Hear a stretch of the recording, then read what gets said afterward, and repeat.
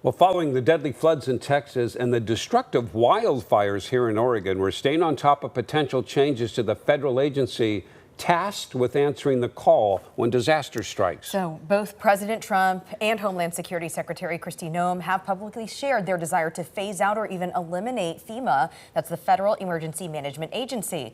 KOIN 6 wants to know what this means for victims of disaster here in Oregon. Joelle Jones live now with much more. What did you find out, Joelle?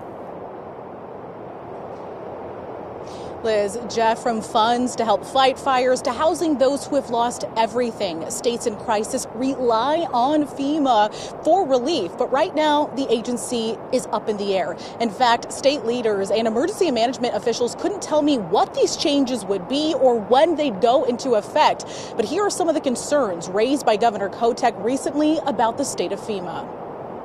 We do not have state resources to adequately lead our states through recovery after a disaster without FEMA. Governor Tina Kotek stressing the need for federal support last month following the Rowena fire, which tore through more than 50 homes. What we're seeing around the country, not just from our requests, we're seeing delays. We're not seeing immediate responses to our requests. We're hearing concerns about FEMA money actually flowing to the states.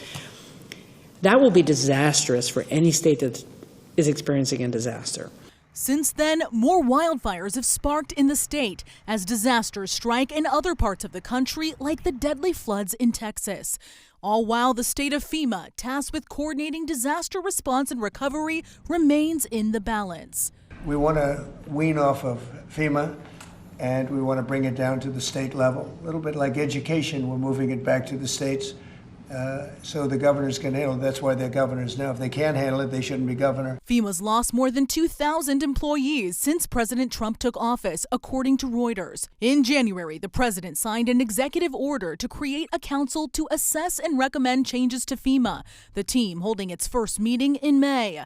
The Oregon Department of Emergency Management saying today it is reviewing federal actions as they are issued that could impact Oregon's ability to respond to emergencies or disasters. Adding, at this time, we have not received official guidance about federal grant funding or changes to FEMA. I would hope that in the interest of reform that we're hearing from the Trump administration, we're going to see actual reform, but not any pulling back from the dollars that come to our states. We need those dollars.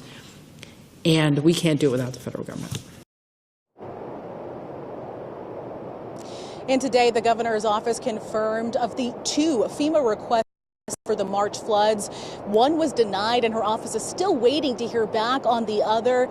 However, her team tells me that 3 federal grants to help fight wildfires were approved through the agency this wildfire season. She says her team is continuing to monitor the FEMA Review Council, which is expected to give its recommendations in mid-November. So, of course, we will continue to track this all very closely. But for now, live in downtown Portland, I'm Joelle Jones, KOIN 6 News.